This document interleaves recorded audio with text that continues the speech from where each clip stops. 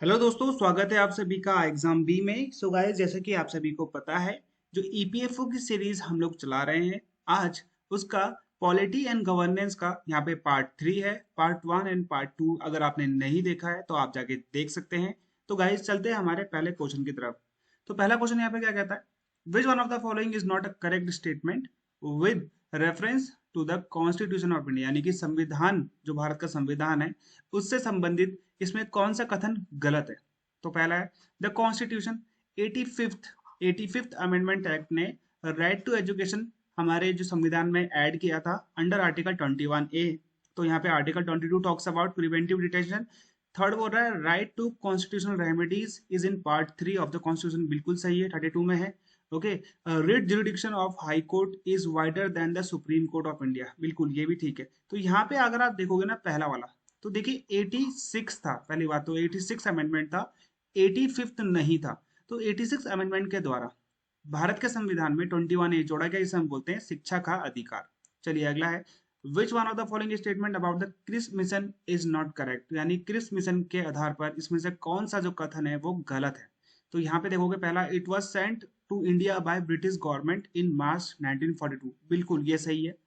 It purposed that the Constitution of India was to be framed by an elected Constitution Assembly of the Indian people, बिल्कुल ऐसा नहीं करा था, बिल्कुल नहीं था, ये ऐसा इन्होंने नहीं बोला था। तीसरा है, any province which was not prepared to accept the constitution would be free to retain its constitutional provision existing at that time, बिल्कुल सही, ये भी ऐसा इन्होंने कहा था। The British government could enter into a separate constitutional agreement with any of the exceeding Providence, बिल्कुल सही। देखिए 3 वाला में क्या कह रहा है कि अगर कोई भी जो प्रांत है वो अगर भारतीय संविधान में जुड़ना नहीं चाहता है तो वो अपना एक संविधान रख सकता है। तो यहाँ पे जो थर्ड है ये करेक्ट नहीं है, इन्होंने ऐसा नहीं कहा था कि ये जो संविधान है वो कौन बनाएगा, इलेक्टेड कॉन्स्टिट्यूशन असेंबली, ऐसा इन्होंने नहीं कहा था। ठीक है, तो बी इज द आंसर।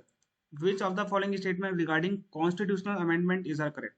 तो संविधान के जो जो संशोधन होता है उससे रिलेटेड इसमें से कौन सा सही है?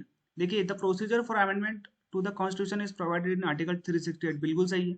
A bill to amend the constitution can be introduce in either house of the parliament, बिल्कुल सही है, संसद के किसी भी सदन में आप कॉन्स्टिट्यूशन में अमेंडमेंट का बिल ला सकते हो। The special procedure in article 368 vests constituent power upon the ordinary, बिल्कुल ये ऑर्डिनरी लेजिस्लेशन के ऊपर सारे के सारे संवैधानिक शक्तियां उपबंधित हैं। ठीक है, तो यहाँ पे तीनों ही आपके जो पार्ट, ये जो तीनों ही स्टेटमेंट है ये बिल्कुल करेक्ट हो जाते हैं। तो हमारा आंसर यहाँ पे क्या होगा, 1, 2 एंड 3। चलिए देखिए, हमारा जो यूपीएससी ईपीएफओ का कोर्स है जिसमें हम आपको 20 मॉक टेस्ट दे रहे हैं, 6 पीवाईक्यूज दे रहे हैं, अभी तक जितने भी हुए थे 4000 से ज्यादा आपको सेक्शनल टेस्ट मिल जाएंगे।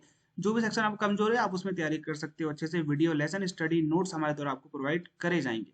ओके, तो कौन कौन पढ़ाएगा आपको देख लीजिए। ईशान गुप्ता सर हैं जो कि बहुत रेप्यूटेड हैं, धीरज सर हैं, रवि विश्वास है, विपिन दत्तेवाल है, अमित पांडे, अश्विनी पुंडीर हैं, तुषार शाह है, और मैं खुद हूँ यहाँ पे जो कि मैं आपको गवर्नेंस एंड कॉन्स्टिट्यूशन देखने वाला हूँ।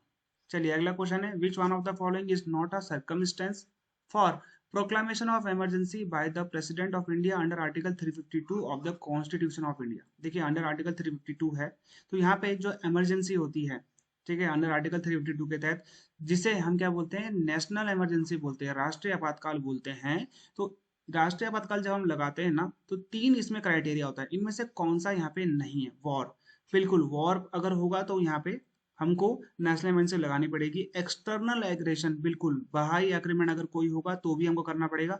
इंटरनल डिस्टरबेंस जैसा ऐसा कोई वर्ड नहीं होता है। आर्म रिबेलियन, यानी कि कोई भी दंगे फसाद हो गए जिसमें आर्म्स का प्रयोग करा जा रहा है। तो यहाँ पे जो सी है इसका कोई उपबंध नहीं है हमारी जो नेशनल इमरजेंसी में, तो जो सी है हमारा आंसर हो जाता है। चलिए अगला है, which of the following statement regarding the electoral rules is are correct? Electoral rule क्या होता है? देखिए, जो चुनाव जो प्रक्रिया होती है ना उसमें इलेक्टोरल रोल होते हैं, यानी कि कौन कौन मतदान दे सकता है। तो यहाँ पे बोला गया है कि एक जनरल इलेक्टोरल रोल बनाया जाएगा हर टेरिटोरियल कॉन्स्टिट्यूंसी के लिए, यानी कि जहां से भी विधायक लड़ रहा है, जहां से भी सांसद लड़ रहा है, तो वहां पर एक जनरल एक तरीके से शीट होगी जिसमें सबका नाम होगा। कोई भी व्यक्ति, no person is eligible for exclusion in the electoral roll on ground of religion, race, caste, sex और एनी ऑफ देम, यानी कि अगर किसी व्यक्ति को इसके आधार पर हटाया गया तो वो गैर कानूनी होगा। A citizen of India not less than 18 और 18 ईयर ऑफ एज, यानी कि वो भारत का नागरिक होना चाहिए, 18 साल उसकी उम्र होनी चाहिए। तो his her vote unless disqualified in the law of the appropriate legislature, तो ये अपना वोट दे सकता है जब तक कि उसको डिस्क्वालीफाई नहीं करा जाए। बिल्कुल, ये तीनों के तीनों ही जो स्टेटमेंट है बिल्कुल सही है। अब पूछा गया है department of public enterprise is the part of, तो ये डिपार्टमेंट है, ठीक है। तो ये पब्लिक एंटरप्राइज किसका पार्ट होता है? फाइनेंस का पार्ट होता है, मिनिस्ट्री ऑफ हैवी इंडस्ट्रीज का होता है, या फिर प्राइम मिनिस्टर ऑफिस का होता है, या फिर ministry of commerce and industry का होता है। तो ये मिनिस्ट्री ऑफ फाइनेंस का एक पार्ट होता है, जिसे हम बोलते हैं डिपार्टमेंट ऑफ पब्लिक एंटरप्राइजेस, यानी कि जो कंपनीज होती है ना सरकारी, उससे रिलेटेड ये काम करता है। एनडीएमए जिसे हम बोलते हैं नेशनल डिजास्टर मैनेजमेंट अथॉरिटी, 2005 में बनी थी। तो ये एनडीएमए को हेड कौन करता है? Who is the head of NDMA?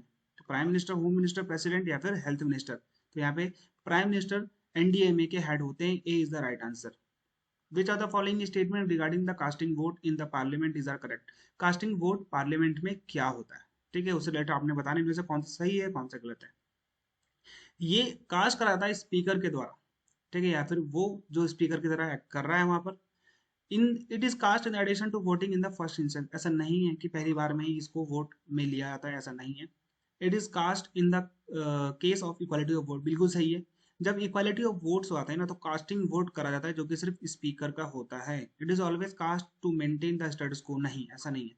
तो यहाँ पे हमारा जो आंसर होगा वो होगा 1 और 3, यानी कि आपको पहला वाला और थर्ड वाला ही आंसर देखने को मिलेगा। ये सेकंड और फोर्थ गलत है। चलिए अगला है इक्वालिटी बिफोर द लॉ और equal protection of the law, जो हमारे भारतीय क्षेत्राधिकार के अंतर्गत आते हैं। ये आपको कौन से आर्टिकल में देखने को मिलेंगे? भारतीय संविधान में, आर्टिकल 14, 17, 18 या फिर 21। देखिए 21 क्या है? जीने का अधिकार, राइट टू लिव, ठीक है, ये होता है राइट टू लिव। आर्टिकल 18 क्या होता है? आर्टिकल 18 होता है एबॉलिशन ऑफ टाइटल, यानी कि कोई भी व्यक्ति बिना राष्ट्रपति की अनुमति के कोई भी टाइटल दूसरे देश से नहीं ले सकता है। 17 क्या होता है?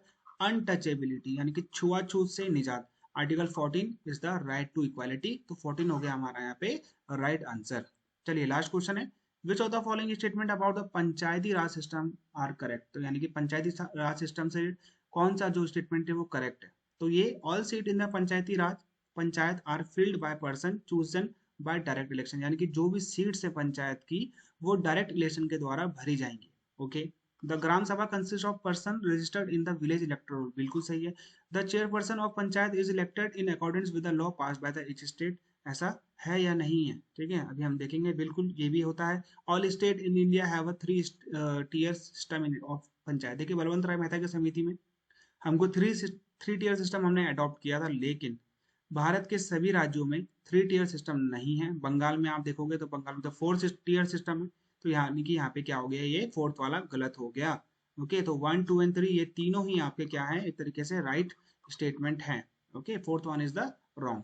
तो ये थे गाइज हमारे कुछ 10 क्वेश्चन। कैसे लगे आपको कमेंट में मुझे जरूर बताना, और कौन से पार्ट लेके आने, किस तरह की क्वेश्चन लेके आने हैं वो भी आप मुझे कमेंट में सजेस्ट कर सकते हो। तो मिलते हैं हमारे अगली वीडियो में, तब तक के लिए गुड बाय।